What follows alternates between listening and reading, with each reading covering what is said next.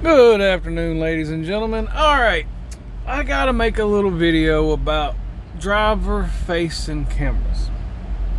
There's a whole lot of talk about it. The FMCSA is trying to make things happen to where they can get some in, I believe it is, on underage CDL holders. And there's a whole lot of groups out here that do that. You know, I worked for a water company that had outer and inner facing cameras, and the people that took over my local shipper that I was running for a long time, they have them.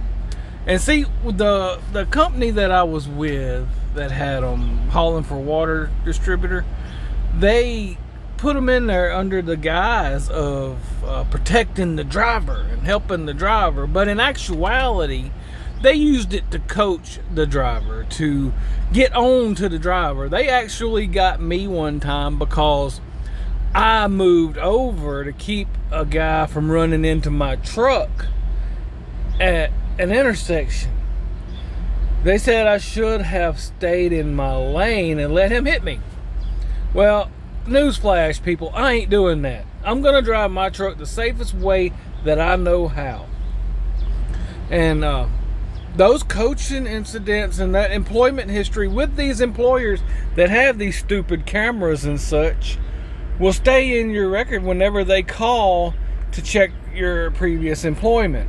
I don't agree with it. I think it's overstepping.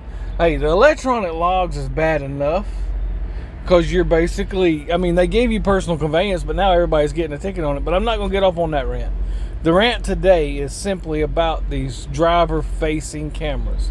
And I've got an instance that drags this up in my mind that I want to share with y'all. I know a gentleman that's 20 plus years experience, no tickets, no wrecks, no problems. Company just came in and they have driver facing cameras and owner facing cameras. Okay, so they hired the drivers from this shipper to come and work with them, you know, when they took over.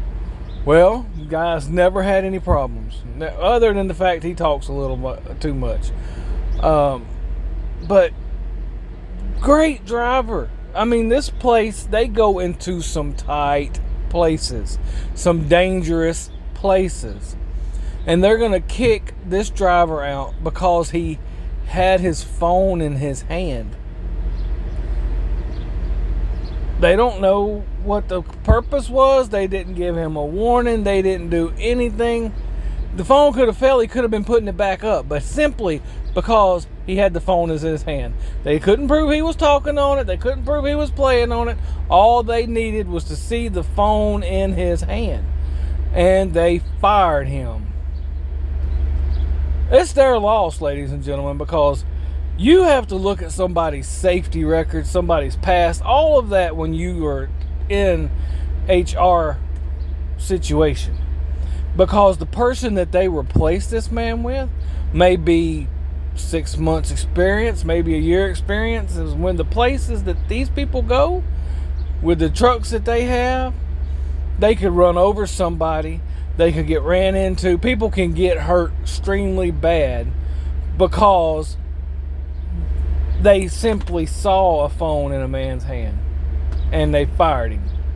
And he was getting the job done safely and on time, but you're going to fire him and then go back into the driver pool and probably find somebody that does not have the experience and does not need to be in a truck driving in these tight in commercial places. You know, there are a lot of them around Walmarts and shopping centers and very compact areas with a lot of pedestrian traffic.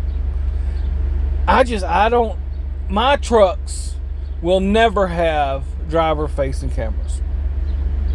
I will leave the business before I put a driver facing camera in anything Sanders LLC owns, and that's a promise.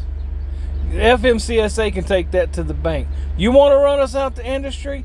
Force those driver facing cameras. I promise you, I'll lock them up. God bless, ladies and gentlemen. Y'all have a great and wonderful day, and may God bless you far and beyond your wildest dreams. Catch you on the next ride.